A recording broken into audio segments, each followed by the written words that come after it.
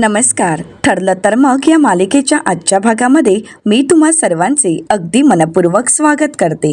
आजच्या भागामध्ये आपल्याला पाहायला मिळतं, आता सायली वंदनाताईंना म्हणते, त्यानंतर सोहम बरा झाला ना? तर आता वंदनाताई म्हणतात, त्यानंतर सोहम कधीच बरा झाला नाही, कारण बबली लोखंडेमुळे त्याच्या मणक्याला इतकी जास्त इजा झाली की तो आयुष्यात कधीच चालू शकत नाही.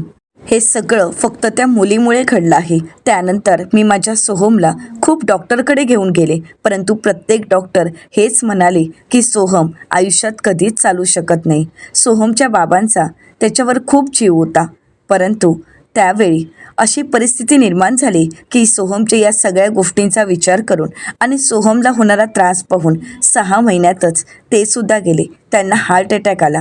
मला चांगली नोकरी होती, परंतु सोहमची काळजी घेण्यासाठी कोणीच नव्हतं आणि त्यातही सोहमला एकटं सोडून मी कामाला जाऊही शकत नव्हती आणि म्हणून मी माझी एवढी चांगली नोकरीसुद्धा सोडली. हे सगळं ऐकल्यानंतर सायली अर्जुनला खूप वाईट वाटतं. सायली म्हणू लागते, सोहमच्या बाबतीत असं घडलं, त्यानंतर त्याचे बाबा गेलेत. ताई, तुम्ही खरंच खूप सहन केला तो. तर वंदनाताई म्हणतात, आई आहे ना मी, मग सहन तर करावंच लागणार आणि मी ते केलंही माझ्या मुलासाठी. आमचं पनवेलमध्ये खूप मोठं घर होतं, परंतु त्यानंतर आम्ही पनवेलचं घर विकलं आणि कर्जतच्या छोट्या घरात जाऊन राहिलो. तिथे गेल्यानंतर वाटेल ती कामं केलीत. सोहमला लहानाचं मोठं केलं. आज सोहम तेशीचा झाला आहे, परंतु त्याच्या आयुष्यात फक्त अंधार आहे आणि तो अंधार फक्त त्या बबली लोखंडेमुळे आहे. एकीकडे त्या बबली लोखंडेमुळे मी माझा नवरा गमावला आणि त्यात माझ्या मुलाचीही अशी अवस्था. हे सगळं काही त्या मुलीमुळेच झालं आहे आणि त्या मुलीला मी आयुष्यात कधीच माफ नाही करणार. तर अर्जुन म्हणतो, परंतु तुम्ही त्यानंतर बबली लोखंडे विरुद्ध म्हणजे त्या मुलीच्या विरोधात कंप्लेंटसुद्धा केली होती ना? तर वंदनाताई म्हणतात की हो, कारण मला त्या बबलीला चांगली अद्दल घडवायची होती. तिने जे काही केलं त्याकडे मी लहान मुलांची भांडणं म्हणून बघूच शकत नव्हती, कारण त्यामध्ये माझ्या मुलाचं अस्तित्व मी गमावलं होतं. तर सायली म्हणू लागते, हे सगळं घडल्यानंतर तुम्ही बबली लोखंडेच्या आईवडिलांना नाही का भेटलात? तर वंदनाताई म्हणतात, नाही, तिच्या आईवडिलांचा माझ्याकडे पत्ता नव्हता, परंतु त्यानंतर माझा शोध हा चालूच होता. मी माझा शोध थांबवला नव्हता आणि त्याचवेळी मला कळालं की बबली ही शांता नावाच्या बाईकडे राहत होती आणि म्हणूनच मी त्या शांताला भेटायला गेले, पण बबली तिथूनही पळूनच गेली होती आणि याच शांताने मला पोलीस कंप्लेंट करायला मदत केली होती. तर सायली म्हणते की हो, आम्ही त्यांना भेटलो आहोत. त्यांनी आम्हाला सगळी परिस्थिती सांगितली, परंतु ज्यावेळी बबली लोखंडे त्यांच्याकडे गेली होती त्यावेळी तिच्या डाव्या खांद्यावर भाजलेल्याचा वर्ण होता. सोहमने पेट्ट लाकूड बबलीच्या खांद्यावर मारलं होतं, त्यावेळीचाच तो वर्ण आहे का? तर आता वंदनाताई म्हणतात की हो, त्यावेळीचाच तो डाग असणार. तर अर्जुन म्हणतो की त्यावेळी बबलीला जास्त भाजलं होतं का? तर वंदनाताई म्हणतात की हो, त्यावेळी तिला खूप जास्त भाजलं होतं. तर अर्जुन म्हणतो, म्हणजे अजूनही खांद्यावर भाजलेल्याचा डाग नक्कीच असू शकतो. तर वंदनाताई म्हणतात, बरोबर आहे तुमचं, तो व्रण तिच्या खांद्यावर अजूनही नक्कीच असेल. तर सायली अर्जुनला म्हणते, शांता मावशीसुद्धा हेच म्हणाल्या. तर वंदनाताई सायली अर्जुनला म्हणतात, मी खूप दिवस तिचा शोध घेतला, पण ती मुलगी मला सापडली नाही. पण इतक्या वर्षानंतर तिचं नाव तुमच्या तोंडून मी ऐकलं, पण ही मुलगी तुमची कोण लागते? त्यावेळी सायली अर्जुन एकमेकांकडे पाहतात. तर सायली सगळं सत्य सांगत वंदनाताईंना म्हणते, मी ज्या आश्रमात लहानाची मोठी झाली त्याच आश्रमात ही सुद्धा लहानाची मोठी झाली, परंतु ज्यावेळी ती आश्रमात आली त्यावेळी तिने तिचं नाव बबली लोखंडे हे सांगितलंच नव्हतं, तर तिने आम्हाला तिचं नाव प्रिया असं सांगितलं होतं. पण नंतर पुढे जाऊन तिने तेही नाव बदललं. तर वंदनाताई सायलीला म्हणतात, म्हणजे तिने तुमच्या आयुष्यात कशी ढवळाढवळ केली? तर सायली वंदनाताईंना म्हणते, फक्त ढवळाढवळ केली नाही तर उलथापालथ करून ठेवली आहे. आता सायली घडलेला सर्व प्रकार ज्यावेळी वंदनाताईंना सांगते त्यावेळी वंदनाताई म्हणतात, म्हणजे लहान असताना ती क्रूर होतीच, परंतु मोठी झाल्यानंतर ती अजून भयंकर झाली. तर सायली म्हणते की हो, बाळाचे पाय पाळण्यात दिसतात हे किती चांगल्या अर्थी म्हटलं जातं ना, परंतु प्रियाच्या बाबतीत मात्र हे खरंच खूप चुकीचं आहे. तर वंदनाताई म्हणू लागतात, त्या बबलीला म्हणजेच त्या प्रियाला माझ्यासमोर घेऊन या. माझी अशी इच्छा आहे की माझ्या स्वतःच्या हाताने तिचा गळा आवळून मला तिला ठार मारून टाकायचं आहे. आज तिच्यामुळे माझ्या मुलाची ही अवस्था झाली आहे. आज तिच्यामुळे आम्ही हे सगळं काही सहन करतोय. माझ्या मुलाच्या बाबतीत तिने जे काही केलंय ना, तो सगळा राग मला तिचा जीव घेऊनच काढायचा आहे. तर अर्जुन त्यांना शांत करतो आणि म्हणू लागतो, हे बघा, मी तुम्हाला कायदा हातात घेऊ देणार नाही आणि कोणालाही मारायचा विषय तुम्ही तुमच्या मनातून काढून टाका, परंतु सोहमला न्याय मिळवून देण्यासाठी मी एक मात्र तुमच्यासाठी करू शकतो. तर आता वंदनाताई अर्जुनला विचारतात की कोणती गोष्ट. तर अर्जुन म्हणतो की प्रियाचं हे रूप आम्ही सगळ्यांसमोर आणण्यासाठी पुरावे गोळा करत आहोत आणि ज्यावेळी ते सत्य आम्ही सगळ्यांसमोर आणू त्यावेळी तुम्ही सुद्धा तिथे यायचं आहे. तुम्ही सुद्धा तिचं सत्य सगळ्यांसमोर सांगायचं आहे. तुम्ही सांगाल का हे सत्य सर्वांसमोर? तर वंदनाताई अर्जुनला म्हणतात की हो, त्या बबली लोखंडेला तिच्या पापाची शिक्षा मिळण्यासाठी मी वाटेल ते करायला तयार आहे. तुम्ही जिथे बोलवाल तिथे यायला तयार आहे. तुम्ही जर म्हणालात की पोलीस स्टेशनला ये, तरीसुद्धा मी पोलीस स्टेशनला यायला तयार आहे. मी तिथे ओरडून ओरडून सांगेन की या मुलीने माझ्या मुलाच्या बाबतीत काय केलं आहे. माझ्या आणि माझ्या सोहमच्या आयुष्याचा सत्यानाश केला आहे तिने. आता वंदनाताईंना होणारा त्रास सायली अर्जुनला कळत असतो. त्यांनाही खूप वाईट वाटत असतं. तर दुसरीकडे पाहायला मिळतं साक्षी शिकरे आता दुसऱ्या नंबरवरून वकिलांना फोन करते आणि म्हणते, हॅलो, ॲडव्होकेट जमदाडे वकील का? तर आता ते म्हणतात की हो, कोण बोलतंय? तर आता साक्षी म्हणू लागते, तुम्ही महिपाल शिकरेंची केस घेऊ शकता का? मी महिपाल शिकरे यांची दूरची नातेवाईक बोलत आहे. तर आता जमदाडे वकील म्हणतात, परंतु महिपाल शिकरे यांचे नातेवाईक? परंतु माझ्या माहितीनुसार महिपाल शिकरे यांना एकच मुलगी होती आणि तिचा तर जेलमध्येच मृत्यू झाला आहे. मग तुम्ही कोण बोलत आहात? तर साक्षी शिकरे म्हणते की काय झालंय, तुम्हाला असं वाटते की त्यांचे कोणीच नातेवाईक असू शकत नाही का? तुम्ही महिपाल शिकरे यांना पर्सनली ओळखताय का? तर जमदाडे वकील म्हणतात नाही. तर साक्षी म्हणते, मग त्यांचे नातेवाईक असू शकतात ना? तुम्ही असं जज नाही करू शकत. मी महिपाल शिकरे यांची पुतणी बोलतेय. आमच्या पडत्या काळात त्यांनी आम्हाला खूप मदत केली, त्यांनी आम्हाला खूप सावरलं आणि म्हणूनच माझ्या काकांना या केसमध्ये मला अडकवायचं नाहीये. मला त्यांना लवकरात लवकर यातून सोडवायचं आहे. तर आता जमदाडे वकील म्हणतात, अहो पण महिपाल शिकरे यांच्या केसचा निकाल तर केव्हाच लागला आहे. त्यामुळे आता अपील करण्यात काहीच अर्थ नाहीये, कारण आता अपील केलं तरी त्याचा काहीही उपयोग होणार नाही. तर साक्षी त्यांच्यावर चिडते आणि म्हणू लागते, मग तुम्हाला नसत्या चौकशा कशाला हव्यात? असं म्हणत आता साक्षी खूप चिडलेली असते. जमदाडे वकील म्हणतात, काय बाई आहे ही? असं म्हणत ते फोन ठेवून देतात. साक्षी शिकरेला आता काय करावं काहीच कळत नाही आणि म्हणून साक्षी पुन्हा एकदा आपल्या मोबाईलमधून दुसऱ्या वकिलांचा नंबर शोधते. तर दुसरीकडे पाहायला मिळतं सायली अर्जुन घरी आलेले असतात. अर्जुनचा संताप होत असतो. अर्जुन सायलीला म्हणतो, या प्रियाच्या बाबतीत मला जितक्या गोष्टी कळतायत ना, तितका माझा राग वाढत जातोय. एखादी मुलगी लहान असल्यापासून इतकी विकृत कशी असू शकते? तर सायली म्हणते, वंदनाताई यांचं बोलणं ऐकल्यापासून मी सुद्धा हाच विचार करते. जेव्हा तिने त्या सोहमला मारलं त्यावेळी ती किती लहान असेल. म्हणजे एवढ्या लहान वयात सुद्धा तिची खुनशी वृत्ती काही लपली नव्हती, ती जगासमोर आलीच. नंतर सुदैवाने तिला सुधारण्यासाठी खूप संधी तिच्या समोर आली, परंतु तिने मात्र तिचा दुरुपयोगच केला. मधुभाऊच्या आश्रमात आहेत अशा आश्रमात ती लहानाची मोठी झाली. तिच्यावर योग्य संस्कार करण्याचा मधुभाऊंनी खूप प्रयत्न केला. त्यांचं प्रेम तिला मिळालं, पण नंतर खोटं बोलून का होईना, परंतु रविराज काका आणि प्रतिमा आत्या यांच्या सावलीत ती आली. पण ती जर नीट राहिली असती ना तर खरंच सुखात राहिली असती. पण नाही, तिची ही खुनशी वृत्ती तिला थांबूच शकली नाही ना. तिने ज्याप्रमाणे सोहमच्या आयुष्यावर निखारा ठेवला त्याचप्रमाणे तिने सगळ्यांच्या आयुष्यावर, आपल्या सगळ्यांच्या आयुष्यावर निखारच ठेवला आहे तिने आणि ती निखारा ठेवतच गेली.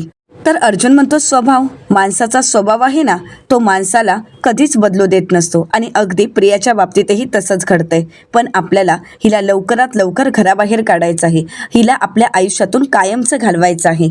तर सायली अर्जुनला म्हणते, ते तर होणारच आहे. तिच्या विरोधात आपल्याला खूप पुरावे मिळाले आहेत आणि अजूनही मिळतील. तर अर्जुन म्हणतो, हो, पण एकच आहे. सायली अर्जुनला म्हणते की कुठला? तर अर्जुन म्हणतो की वंदना जाधव सत्य सगळ्यांना सांगायला तयार झाली आहे, परंतु ज्यावेळी त्या प्रियाचं सत्य आपण घरच्या सगळ्यांना सांगू त्यावेळी तिचे जन्मदाते आई वडील म्हणजे सदा मैना सुद्धा इथे असणं गरजेचं आहे. पण ते कुठे गायब झालेत काहीच कळत नाहीये. तर सायली म्हणते, हे तर उघडच आहे की या सगळ्यांना सुद्धा तिनेच गायब केलं आहे. तर सायली अर्जुनला म्हणते, आता ते कुठे आहेत हे शोधण्यासाठी आपल्याला प्रियाचाच उपयोग करावा लागेल. तर अर्जुन म्हणतो, तेही खरं आहे. सायली म्हणते, मला एक कल्पना सुचली. अर्जुन विचारतो, काय? तर सायली तिचा प्लॅन अर्जुनला सांगू लागते. आता ते प्लॅन अर्जुनलाही पटलेलं असतं. तर दुसरीकडे पाहायला मिळतं आता प्रियाला इथे अश्विनचा फोन आलेला असतो. प्रिया म्हणते, काय तुला घरी पोचायला सकाळ होणार आहे का? हो रे, मी समजू शकते. आता एमर्जन्सी आली म्हटल्यावर तुला तर ते तुझं काम करावंच लागेल ना. पण अश्विन काहीच हरकत नाही, पण तू स्वतःची काळजी घ्या, बाय असं म्हणत आता प्रिया खुश होते, फोन ठेवते आणि पाहते तर तिच्या मोबाईलला चार्जिंग कमी असतं आणि म्हणून ती मोबाईल चार्जिंगला लावते आणि तिच्या डोक्यात काहीतरी काम सुचताच ते काम करण्यासाठी ती तिथून निघून जाते. आणि त्याच संधीचा फायदा घेत आता प्रियाच्या रूममध्ये सायली आलेली असते. आता सायली प्रियाची पर्सची झडती घेत असते, परंतु ज्यावेळी ती पर्सची झडती घेत असते त्याचवेळी प्रियाचा फोन वाजतो. म्हणून सायली पाहायला जाते तर मंजिरी नाव असतं. आता प्रिया रूममध्ये येऊ नये म्हणून सायली लगेच फोन उचलते. तर इकडे मैनावती म्हणतात, अगं ए बबली, मी बोलतेय, तुला माहीत आहे का मी तुला कधीपासून फोन करते, कुठे गेली होतीस ग? अगं तुझ्या बाबांना इथे बरं नाहीये, अगं त्यांना डॉक्टरकडे घेऊन जायची गरज आहे. अगं ए बबले, तुझ्या बाबांना डॉक्टरकडे घेऊन जायचंय ग, पण मी कुठे घेऊन जाऊ, माझ्याकडे पैसे नाहीयेत, तू पैसे तरी पाठव, नाहीतर तू डॉक्टरांना तरी घेऊन ये. आता सायली हे सगळं बोलणं ऐकते आणि पुढे काही बोलण्या अगोदरच सायली फोन कट करते. आता मैनावती सदाशिव यांना म्हणू लागतात, तर काही बोलण्या अगोदरच बबलेने फोन ठेवला, हिला फोन करून करून माझी बोटं चिजलीत, पण ही पोरगी मात्र काहीच बोलली नाही. अरे माझ्या कर्मा, मी आता काय करू, कुठून पैसे आणू आणि तुम्हाला कसं डॉक्टरकडे घेऊन जाऊ? तर दुसरीकडे सायली पाहते तर नाव मंजिरी असतं. सायली म्हणू लागते, नाव तर मंजिरी आहे, परंतु आवाज आणि बोलण्याची पद्धत तर मैनावती यांची होती. म्हणजे प्रियाने मैना यांचा नंबर आता मंजिरी या नावाने सेव्ह केला आहे. तर म्हणजे ही मैनावती सतत या प्रियाला फोन करते आणि हेच लपवून ठेवण्यासाठी हिने नावही बदलून ठेवलं आहे. कमाल आहे या मुलीची. तर त्याचवेळी एक मेसेज आलेला असतो. तर सायली म्हणू लागते, मेसेज का पाठवते ही? आता सायली मेसेज वाचते तर त्यामध्ये असं लिहिलेलं असतं, पैसे कधी पाठवतेस, तुला आमची काळजी आहे की नाही, तुझ्या बाबांची तब्येत लई खराब आहे. आता सायली तो मेसेज वाचते आणि फोन चार्जिंगला लावायला जाते. त्यावेळी सायलीच्या लक्षात येतं की आपल्याला ॲड्रेस मिळण्याची ही संधी आहे आणि म्हणूनच सायली तिला मेसेज करत म्हणते, तुम्ही मला नीट पत्ता पाठवा, तुम्ही कुठे राहता हे मला कळाल्याशिवाय मी माझ्या माणसाला पैसे घेऊन कसे पाठवणार? उद्या माझा माणूस पैसे आणि डॉक्टरांना घेऊन तिथे येईलच.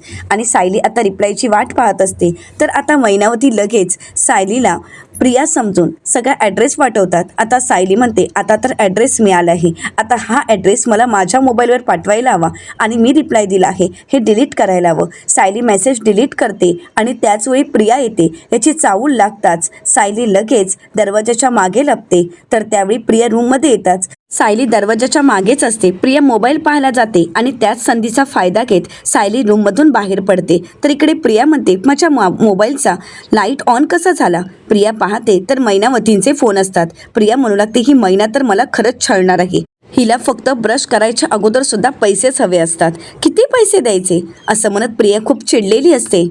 तर दुसरीकडे ज्यावेळी अर्जुनला सत्य कळतं की सायलीने आता सदा मैना यांचा ॲड्रेस मिळवला आहे, त्यावेळी अर्जुन सायलीचं कौतुक करतो आणि म्हणतो, फॅन्टॅस्टिक बायको, तुझ्यामुळेच सदा मैना यांचा आपल्याला ॲड्रेस मिळाला आहे, आपण उद्याच तिथे जाऊ. सायली म्हणते, उद्या? उशीर नाही ना होणार?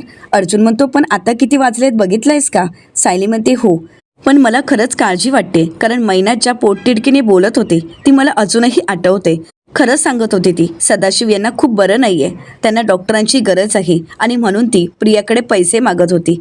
आणि हे सगळं काही मी ऐकलं आहे आणि तिच्या आवाजातून कळत होतं की ती खरं बोलते. आणि म्हणूनच मला असं वाटतंय की आपण त्यांच्या मदतीला जायला हवं. मला माहीत आहे आपण अश्विन भाऊजींना तिथे घेऊन जाऊ शकत नाही, पण तुमच्या ओळखीचे एखादे डॉक्टर असतीलच ना, मग आपण त्यांना तिथे घेऊन जाऊयात.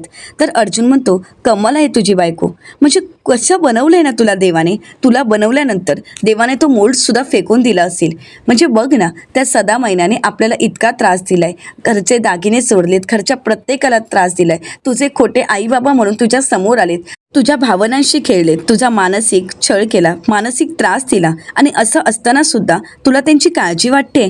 तर सायली म्हणते, साहजिकच आहे, तुम्हाला किंवा मला जर एखादी आजारी व्यक्ती समोर असेल तर त्या व्यक्तीने काय केलं हे आठवेल तरी का? नाही ना.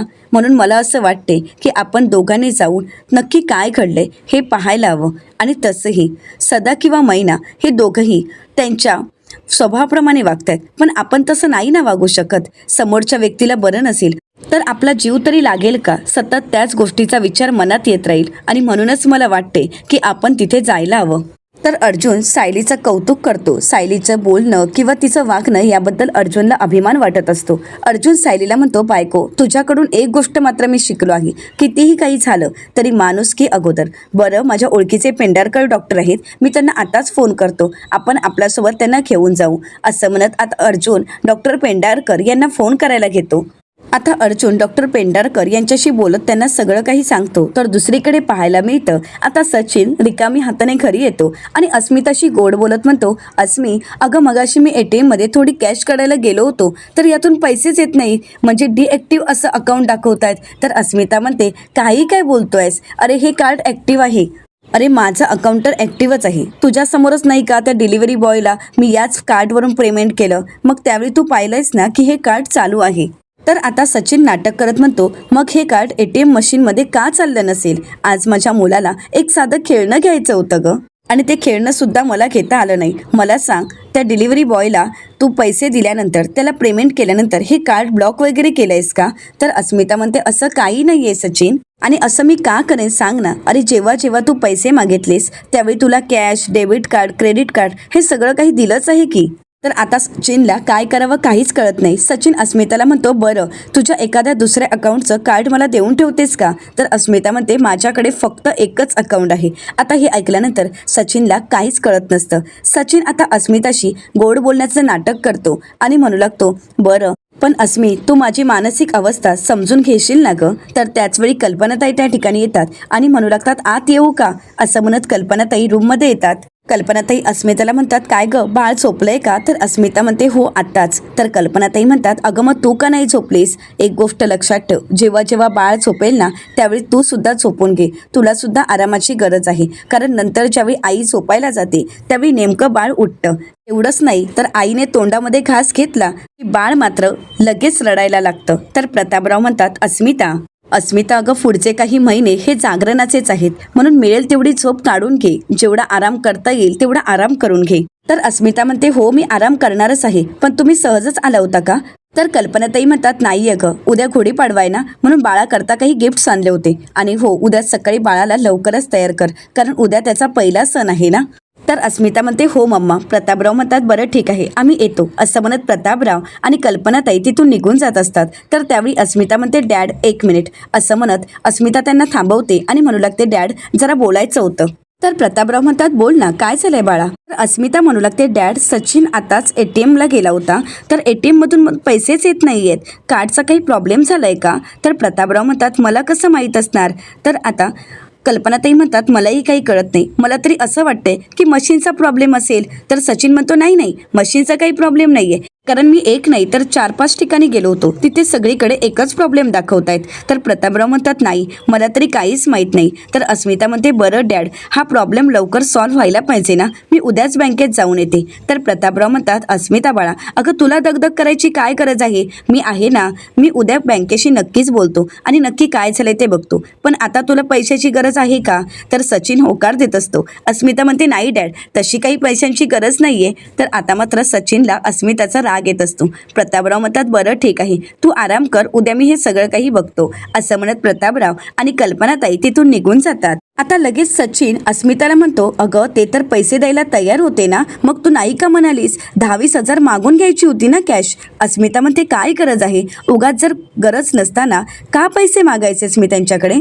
आणि सचिन तसंही उद्या सगळं काही क्लिअर होणारच आहे, मग उद्या येतील ना पैसे काढता. आणि सचिन तुला बाळाला काही घेता आलं नाही म्हणून फार मनाला लावून घेऊ नकोस. It's okay Sachin. परंतु सचिनला मात्र ते अजिबातच आवडलेलं नसतं. आता सचिन अस्मितासोबत काहीही न बोलता तिथून बाजूला जाऊन बसतो आणि मोबाईल पाहत असतो. अस्मितालाही खूप वाईट वाटतं. तर दुसरीकडे पाहायला मिळतं, प्रिया किचनमध्ये आलेली असते, ती पाणी घेत असते आणि त्याचवेळी प्रिया पाहते तर सायली अर्जुनच्या रूमची लाईट अजूनही चालू असते. प्रिया विचार करत म्हणते, सायली अर्जुन अजून जागे का आहेत, म्हणजे कन्फर्म माझ्या विरोधातच काहीतरी प्लॅनिंग करत असणार. आणि म्हणूनच प्रिया लगेच तिच्या हातातील पाण्याचा जार तिथेच ठेवते आणि सगळ्यांच्या नकळतच सायली अर्जुनच्या रूमच्या दिशेने जात असते.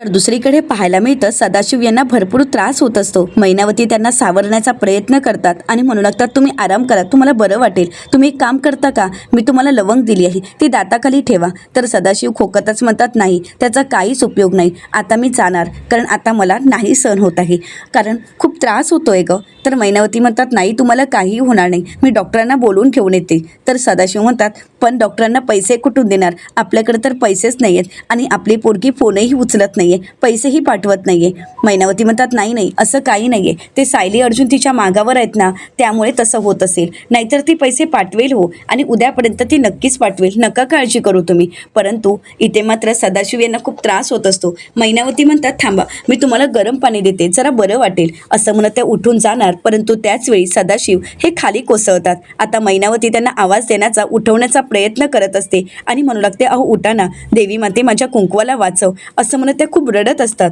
परंतु त्याच वेळी तिथे सायली अर्जुन येतात. मैनावती म्हणतात, सायली अर्जुन, तुम्ही अगदी देवासारखे आलाय, अहो बघा ना यांना काय झालंय, मी किती कम नशिबी आहे ना ग सायली, माझ्या नवऱ्याच्या औषध पाण्यासाठी सुद्धा माझ्याकडे पैसे नाही आहेत. सायली म्हणते, आता काळजी करू नका, आम्ही आलोय ना, आणि डॉक्टरसुद्धा आले आहेत. अर्जुन म्हणतो, डॉक्टर प्लीज लगेच चेक करा. आता डॉक्टर सदाशिव यांना चेक करत असतात. सायली अर्जुन यांची काळजी वाढतच असते आणि मैनावतीसुद्धा पूर्णपणे घाबरून गेलेले असतात. सायली त्यांना आधार देते, धीर देते. तर येणाऱ्या पुढील भागामध्ये आपल्याला पाहायला मिळतं की आता सायली अर्जुनला म्हणते की आपलं काम झालंय, प्रियाच्या डाव्या खांद्यावर भाजलेल्याचा व्रण आहे. तर अर्जुन मनाशीच म्हणतो की आता ही प्रिया, ही बबली लोखंडे आहे, याचा केवढा मोठा पुरावा आहे आपल्याकडे.